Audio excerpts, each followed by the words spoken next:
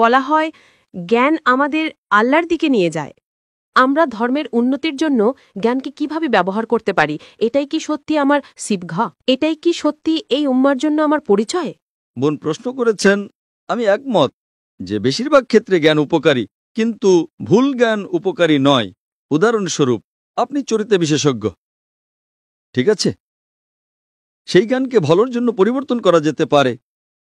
জানেন, আমরা বিশেষজ্ঞ হ্যাকিং সম্মেলন বা হ্যাকিং কনফারেন্সের আয়োজন করি।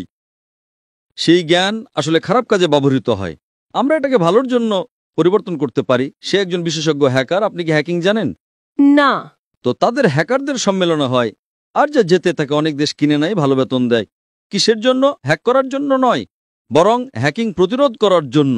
সে একজন চরিত্র বিশেষজ্ঞ চোর, কিন্তু সে যদি বিশেষজ্ঞ হয় তাহলে সে অন্য লোকদেরও ডাকাতি থেকে আটকাতে পারবে। তাই তারা এই হ্যাকারদের নেয়, তাদের ভালো বেতন দেয় এবং বলে, তুমি এই হারাম কাজ বন্ধ করো, এখন আমাদের জন্য কাজ করো এবং অন্য লোকদের হ্যাকিং থেকে প্রতিরোধ করো। সুতরাং আপনি অনেক সময় সেই জ্ঞানকে, যা উম্মার বা মানবতার ক্ষতি করছে, একটি উপকারী কাজে পরিবর্তন করতে পারেন। তাই সাধারণত জ্ঞান উপকারী, কিন্তু অনেক সময় তা ক্ষতিকর হতে পারে। আপনি সেই ক্ষতিকর জ্ঞানকে একটি ভালো উদ্দেশ্যে রূপান্তর করতে পারেন। আল্লাহ সুবহানাহু ওয়া তাআলা সূরা আনকাবুত অধ্যায় ২৯ আয়াত নাম্বার ৬৯ বলেছেন, তোমরা আমার পথে সংগ্রাম করো, আমি অবশ্যই তোমাদের আমার পথে পরিচালিত করব। আল্লাহ সুবহানাহু ওয়া তাআলা প্রত্যেক মানুষকে কোনো না কোনো ক্ষমতা দিয়েছেন। এটা আপনার উপর নির্ভর করে, আপনি সেটা ভালো কাজে ব্যবহার করবেন না খারাপ কাজে।